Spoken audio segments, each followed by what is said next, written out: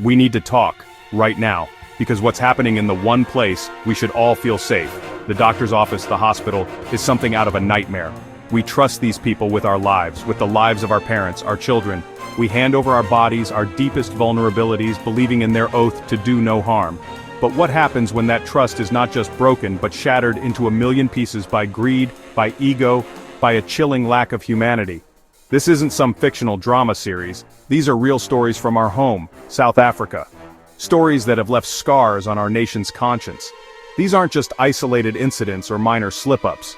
We're talking about cases that have dominated headlines, cases that have forced us to question the very foundations of our healthcare system.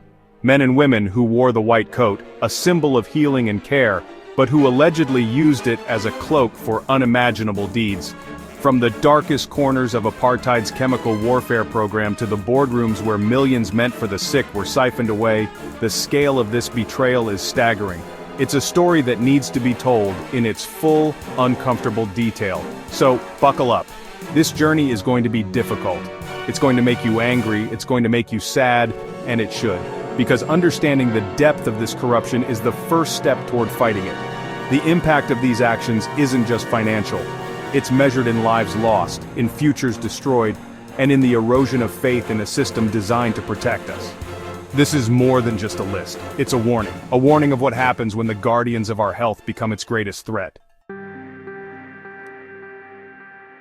Let's start with a name that sends a shiver down the spine of anyone who knows South Africa's history, Wouter Basson. This isn't just a case of financial fraud. This goes to a much darker place. They called him Dr. Death. And let me tell you, it wasn't a nickname he got for having bad handwriting on his prescriptions. Basson was the head of Project Coast, the secret chemical and biological warfare program under the apartheid regime. His job, in his own words, was to help the government of the day win the war. The problem is, his laboratory wasn't just developing weapons, it was allegedly experimenting on human beings. The allegations that came out during the Truth and Reconciliation Commission were like something from a horror film. We heard testimony about creating untraceable poisons to be used against anti-apartheid activists. There were stories of developing drugs to make black people infertile, of weaponizing diseases. Think about that for a second. A doctor, a man trained to heal, allegedly using his knowledge to devise ways to sterilize and kill people based on the color of their skin. It's the ultimate perversion of the medical profession. Basson was accused of providing lethal substances used in assassinations, of lacing water supplies, of a level of medical malpractice that borders on crimes against humanity. He faced charges ranging from murder to fraud and conspiracy. The trial was one of the longest and most complex in our country's history, a deep dive into the sickness at the heart of the old regime. He was the man who held the secrets, the recipes for death, the ultimate betrayal of the Hippocratic Oath. Despite the mountain of testimony and the gravity of the accusations, the legal outcome was, for many, deeply unsatisfying. He was acquitted on a technicality in the criminal trial, a decision that sparked outrage across the country and the world. The Health Professions Council of South Africa did find him guilty of unprofessional conduct years later, but the battle to have him struck from the medical role has been a long, drawn-out saga. It raised a terrifying question: how can a man with this shadow hanging over him ever be allowed to practice medicine again? The story of Wouter Basson isn't just about one man, it's a symbol of a system that weaponized medicine. It's a reminder of how science and knowledge in the wrong hands can be twisted into instruments of oppression and terror. He wasn't just a corrupt doctor, he was a key architect in a state-sponsored program of medical evil. The name Dr. Death is more than a nickname. For many, it's a chillingly accurate job description. From the sins of the past, we move to the greed of the present. Meet Dr. Dan Matjila. Now, his title of doctor isn't in medicine, it's a PhD.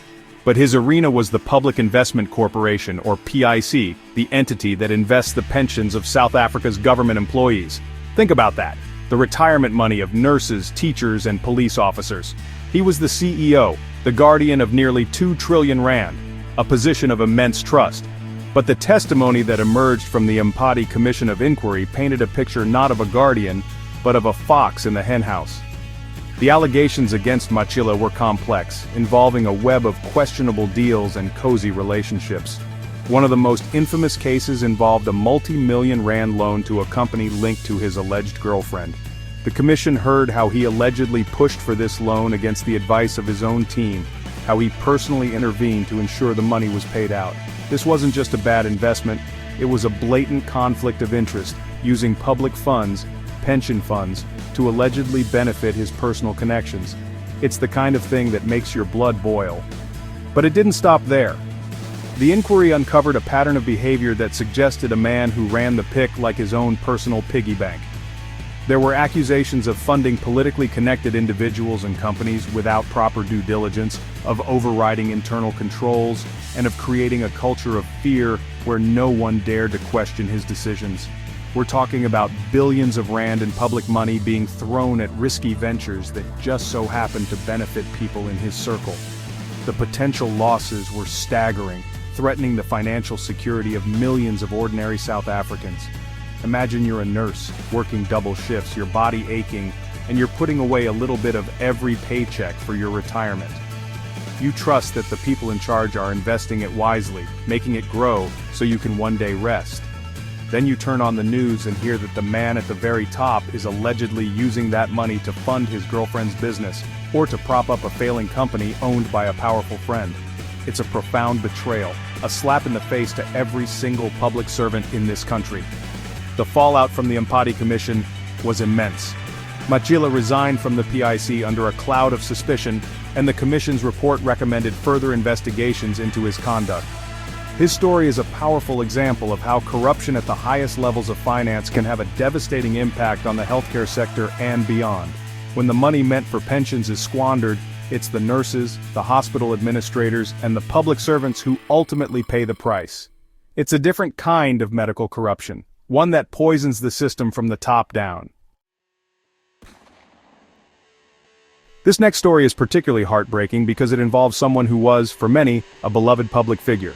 Dr. Sindisiwe Van Zyl, known affectionately as the People's Doctor, built a massive following on social media.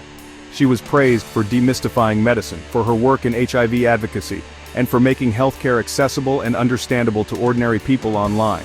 She was a beacon of hope, a doctor who seemed to genuinely care. That's what made the allegations against her so shocking and so painful for her many admirers. After her tragic passing from COVID-19, a different story began to emerge. Allegations surfaced from former patients and colleagues that painted a much darker picture of her practice. People came forward with claims of prescription fraud, accusing her of overprescribing addictive medications, particularly opioids and benzodiazepines. The stories were chilling. Patients allegedly being prescribed powerful, potentially dangerous drugs with little to no proper diagnosis or follow-up, sometimes after just a brief exchange on social media. It was the complete opposite of the careful, caring persona she projected. The accusations pointed towards a practice that exploited vulnerable patients. Some claimed they became addicted to the medications she prescribed so freely.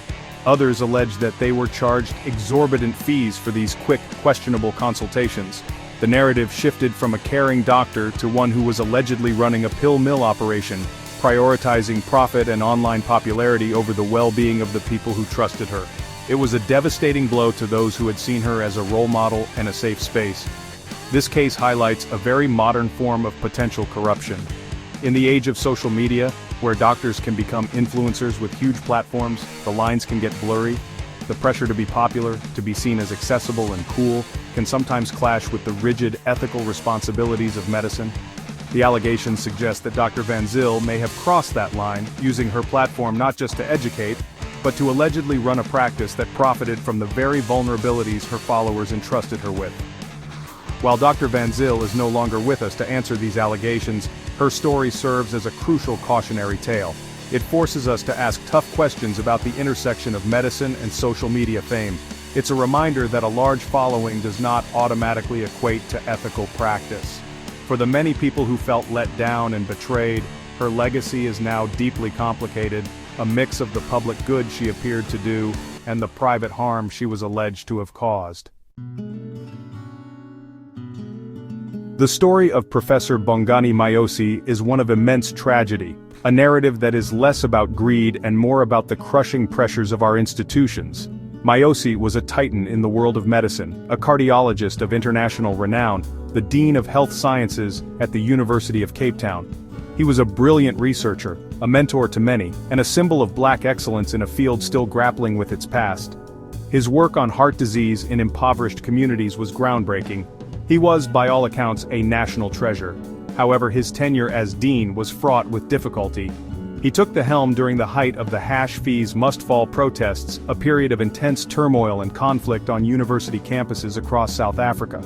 He found himself caught between the demands of protesting students and the unyielding structures of the university administration. He was a man who deeply sympathized with the students' cause for decolonized education, but was also tasked with upholding the order of the institution he now led. The pressure was immense and relentless. It was in this high-pressure environment that accusations began to surface, not of personal enrichment but of a different kind of professional lapse. There were whispers and eventually more formal allegations related to research misconduct and the misappropriation of grants within his faculty.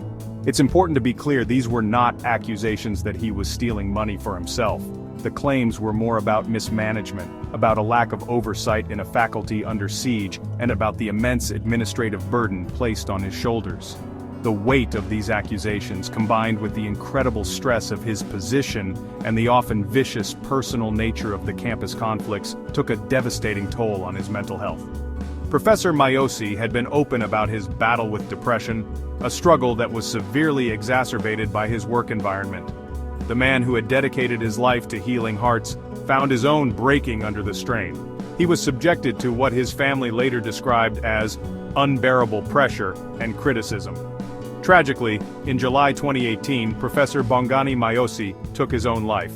His death sent shockwaves through the academic and medical communities. It sparked a painful and necessary conversation about mental health, about the toxic culture within our universities, and about the impossible expectations we place on our leaders. While the accusations of misconduct were a factor in his story, his death is a profound indictment of a system that failed to protect one of its brightest stars. It's a story of corruption that isn't about money, but about the corrosion of spirit and the ultimate tragic price of institutional failure. From the pressures of academia, we turn to the cutthroat world of politics. Dr. Mfo Falatse, a qualified medical doctor, is better known to many as the former executive mayor of Johannesburg. Her journey from medicine to politics put her in a position of immense power, overseeing the budget and contracts of Africa's wealthiest city. But with great power comes great scrutiny. And allegations of corruption were not far behind, specifically from her time as the member of the Mayoral Committee for Health. The core of the controversy revolved around hospital contracts and procurement processes. Allegations emerged that Dr. Falatse had improperly interfered in the awarding of tenders, specifically those related to security and other services at city clinics. The claims suggested that she used her political influence to benefit certain companies, blurring the lines between her oversight role and the administrative processes that are meant to be independent and fair. This is a classic form of corruption, using public office to steer public money towards preferred bidders. These weren't just vague rumors. The accusations were serious enough to trigger internal investigations within the city's administration. Whistleblowers came forward with information suggesting that proper procedures were being bypassed and that there was a concerted effort to manipulate the tender process. The suspicion was that these contracts were being awarded not based on merit or value for money, but based on political connections and potential kickbacks. When this happens, it's the public that loses. The city might overpay for services or worse, receive substandard work, compromising the safety and security of public health facilities. The situation escalated to the point where Dr. Falatse faced suspension from her party, the Democratic Alliance, pending the outcome of the investigation. While she fiercely denied the allegations, proclaiming her innocence and framing them as a political smear campaign, the damage was done. The whiff of corruption clung to her administration, raising serious questions about governance and integrity in one of the country's most important municipalities. It demonstrated how even a background in medicine, a profession built on ethics, is no guarantee against the temptations of political power. Dr. Falatse's story is a stark reminder of the dangerous intersection between healthcare administration and politics. The billions of rand that flow through municipal health departments are a tempting target for corruption. Whether the allegations against her were true or simply political maneuvering, the case underscores the critical need for transparent and accountable procurement. When contracts for our clinics and hospitals are tainted by allegations of bribery and cronyism, it is the patients, the very people the system is supposed to serve, who are put at risk.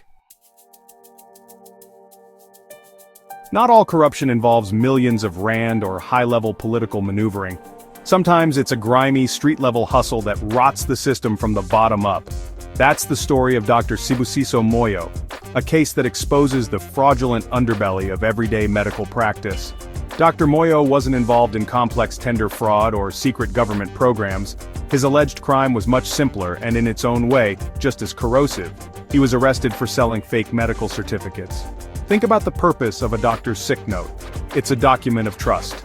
It tells an employer or a school that a person is genuinely unwell and needs time to recover. It's a cornerstone of labor relations and public health. Dr. Moyo allegedly turned this document of trust into a commodity to be bought and sold. According to the Hawks, who led the investigation, he was running a brazen operation, selling fraudulent sick notes for as little as 200 rand to anyone who wanted a day off work, no questions asked. The investigation revealed a well-oiled machine. It wasn't just a one-off favor for a friend. Authorities alleged that he had sold hundreds, possibly thousands, of these fake certificates. He had official stamps, letterheads, and all the appearances of legitimacy. People could simply walk into his practice, pay the fee, and walk out with a seemingly authentic document excusing them from their responsibilities. This wasn't just helping people skip work, it was undermining the entire system. This kind of fraud has serious consequences. For employers, it leads to lost productivity and fosters a culture of dishonesty. It creates an unfair environment for the employees who are actually showing up and doing their jobs. But it also damages the credibility of the medical profession as a whole. How can an employer trust any sick note when they know there are doctors out there willing to sell them like counterfeit goods? It erodes the faith between employers, employees, and the healthcare system. Dr. Moyo's arrest was part of a wider crackdown on this type of fraud, highlighting just how widespread the problem is. His case is a perfect example of how corruption doesn't always wear a suit and tie. It can wear a white coat and operate from a small practice, chipping away at the integrity of the profession, one fake certificate at a time. It's a betrayal of the basic principles of medical ethics for the sake of a few hundred rand, repeated over and over again. Prepare yourself because this next case takes us into one of the most horrifying realms of medical corruption imaginable: illegal organ trafficking. This isn't a plot from a movie. It was a real-life scandal that unfolded right here in South Africa, with a doctor, Thandeka Mkhize, allegedly playing a key role. The case centered around a syndicate that was accused of recruiting vulnerable people from the townships of KwaZulu-Natal and Brazil, luring them with money to sell one of their kidneys. The scheme, as laid out by prosecutors, was cold and calculated. The syndicate would allegedly target impoverished individuals, people desperate for money, and offer them a sum to travel to Durban. There, they would undergo surgery to have a kidney removed. These illegally harvested organs were then transplanted into wealthy, often foreign patients who were willing to pay a fortune to jump the long, official transplant queue. Dr. Mkhize was one of the medical professionals implicated in this grotesque human trade. Her alleged role was crucial to the operation. As a doctor, she was accused of conducting medical assessments of the so-called donors to ensure they were healthy enough to have their organs harvested. She was part of the machinery that gave this illegal, unethical trade a veneer of medical legitimacy. Think about the profound violation of her oath. A doctor, trained to preserve life and health, allegedly participating in a scheme that preyed on the poor, convincing them to part with a vital organ for cash, all to benefit the rich.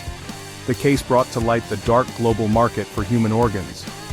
It exposed how easily desperation can be exploited, and how medical expertise can be twisted for unimaginable profit. The syndicate wasn't just breaking the law, it was committing a profound moral and ethical crime, treating human bodies as collections of spare parts to be bought and sold. The psychological and physical toll on the people who sold their kidneys, many of whom were left with chronic health problems and deep regret, is immeasurable. The subsequent legal proceedings saw several individuals, including doctors and hospital staff, facing charges. The case sent shockwaves through the South African medical community and led to stricter regulations surrounding organ transplantation. Dr. Makize's alleged involvement serves as a chilling example of the absolute worst form of medical corruption, where the sanctity of the human body is sacrificed on the altar of greed. It's a story that, well, forces us to confront the terrifying reality that for some, a human life has a price tag. One of the most common and honestly most costly forms of healthcare corruption is medical aid fraud.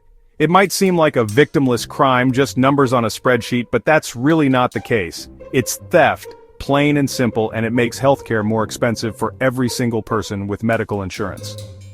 A prime example of this is the case of Dr. Sifo Dlamini, a general practitioner whose conviction revealed a systematic scheme to defraud medical aid companies out of millions of rand. Dr. Dlamini's method was deceptively simple but, incredibly effective. He would submit claims to medical aids for services he never actually performed. So, a patient would come in for a basic consultation, maybe just a flu shot or a checkup. Dr. Dlamini would treat them, and then, on the claim form submitted to the medical aid, he would allegedly add a whole host of other, more expensive procedures. Blood tests that were never drawn, scans that were never done, complex examinations that never took place. He was also found to have engaged in a practice known as upcoding. This is where a doctor performs a basic service but bills the medical aid for a much more complex and expensive one. For instance, he might bill for a full hour-long consultation when the patient was only in his office for 10 minutes. Over thousands of patients and thousands of claims, these small deceptions added up to a massive fraudulent enterprise.